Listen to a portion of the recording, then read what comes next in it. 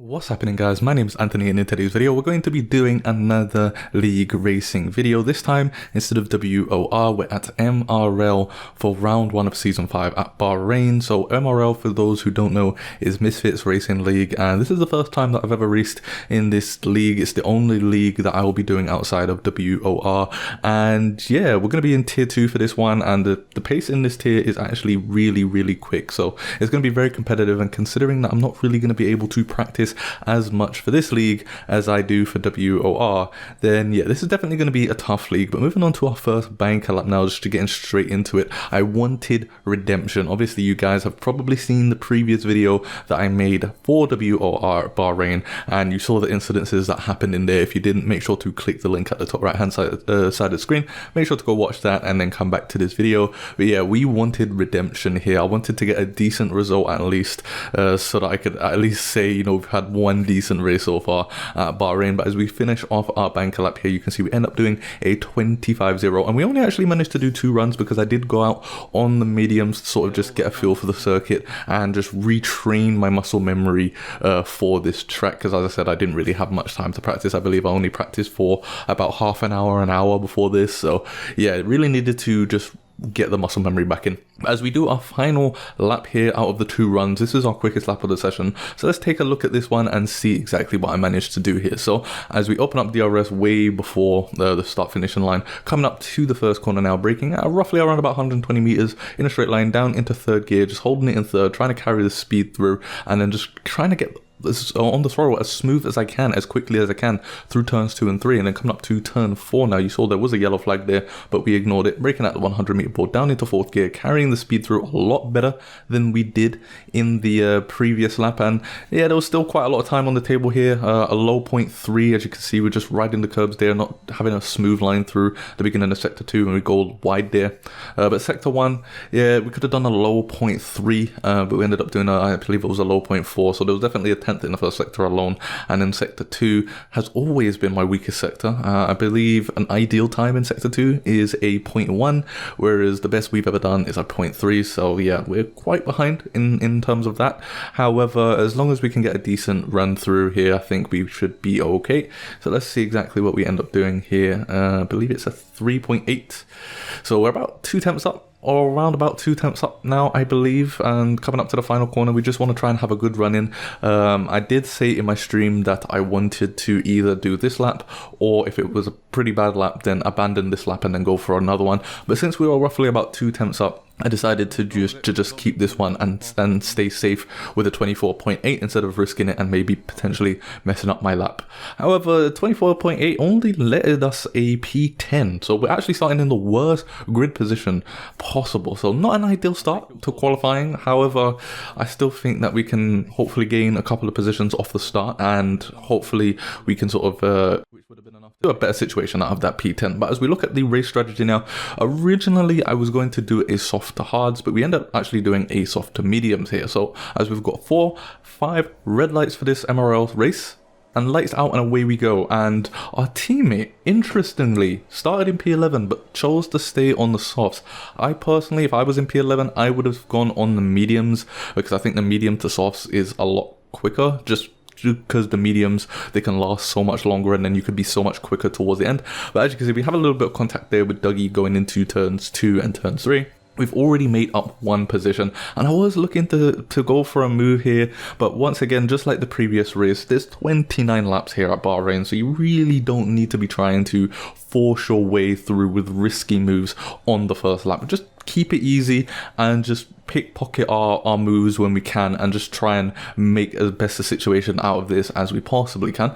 But yeah, you can see everyone's just following each other. It's a lot cleaner, I believe, than the WOR first lap actually, so I'm pretty happy about that at this point.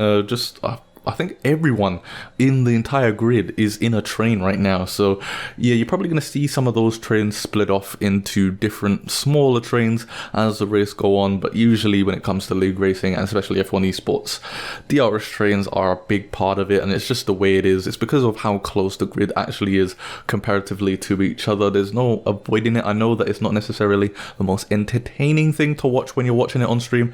However, you just can't avoid having DRS trains when everyone is in equal machinery and the pace is so relatively close to each other. But as we come up to the end of the first lap now, at this point, okay, I'm thinking, okay, it's time to kind of push, kind of try and see if I can maybe force a little bit of a move here. And as we come up to turn 1 now, you can see there's some incidences going on with the Ferrari.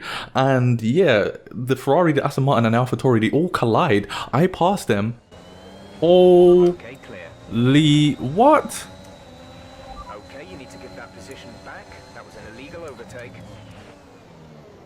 I can't exactly give that back. And yeah, we ended up getting a 5-second penalty for an illegal overtake on the Aston Martin of Dougie. And honestly, I was so annoyed at that point because once again, we've been screwed over by something at Bahrain. In WOR, we got screwed over by the turn 3 curb, even though we've never spun there before or since.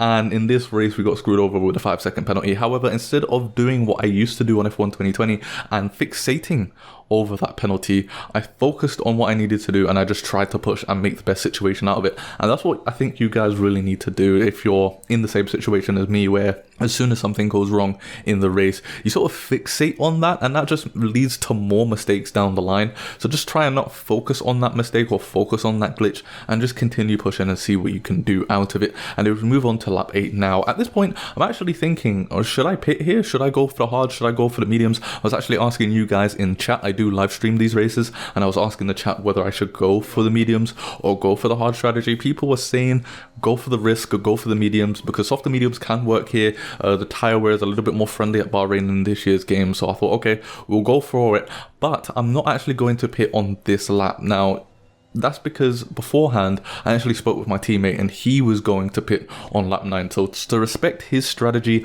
after changing my strategy mid-race, I decided not to pit on lap 9 and go for the undercar and let him go for the pits. And now we're just going to try and push and pit on this lap because the mediums can last till the end from lap 10. And that's exactly what we do. And when we actually get to the pits, that's when I realized I actually have to serve that 5 seconds that we got previously.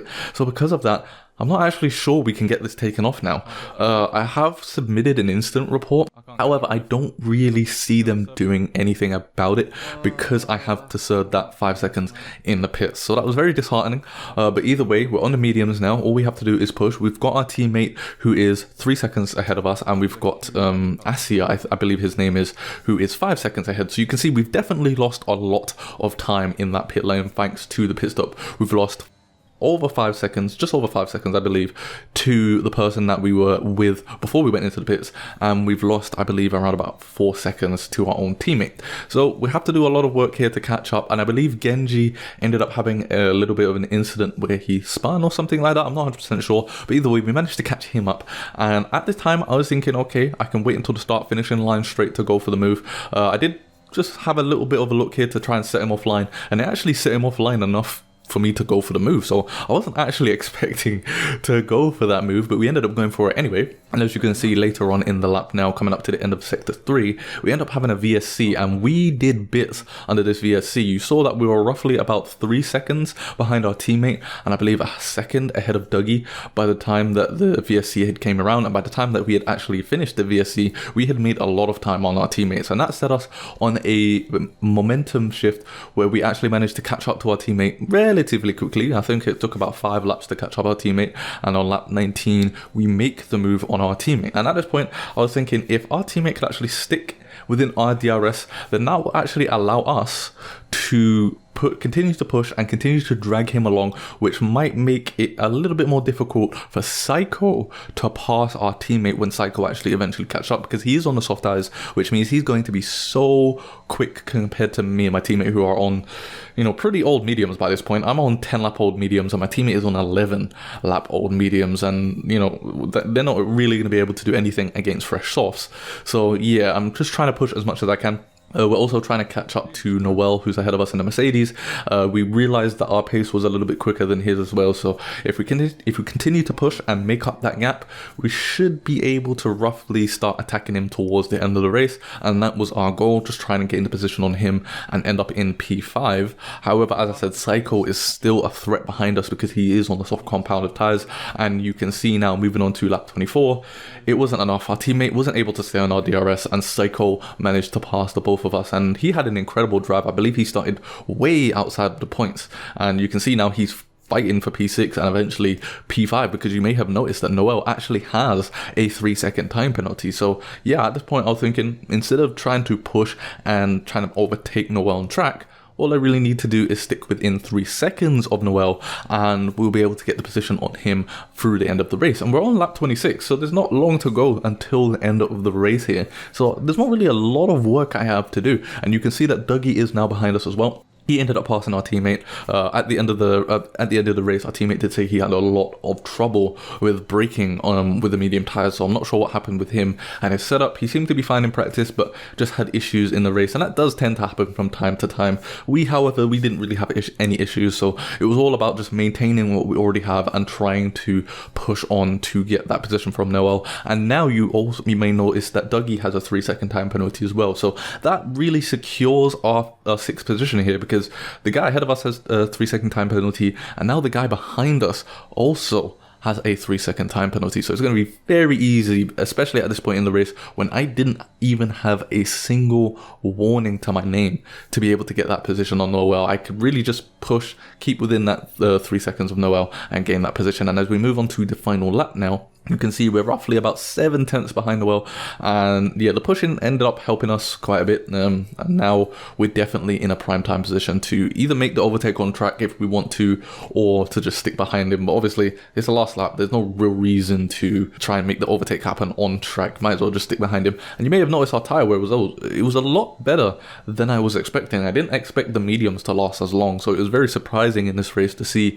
that the softer mediums did actually end up lasting. And you will now see that Titan end up winning the race, so GG's to him and GG's to everyone else who was on the podium. And we're going to finish this race in P6 due to the penalty ahead of us. So yes, it was a very good race in our behalf. Obviously the 5-second time penalty from the lap 2 incident, it did hurt us quite a lot. You'll see that Asia ended up going onto the podium as well. If we had stuck with him after that pit stop without the 5 seconds, we could have been fighting for P3, we could have been fighting for P4, so it's very disappointing to get that P6 knowing that now. However, at the time I was happy with the P6, especially since we did have that 5-second time penalty that we needed to serve in the pits. So yeah, I would say this is a good enough redemption from WOR, but you guys let me know what you think in the comment section down below. Do you think this was a good enough redemption from WOR, or do you think I could have done more? What do you think about that incident? Obviously it was a yellow flag technically, but you know,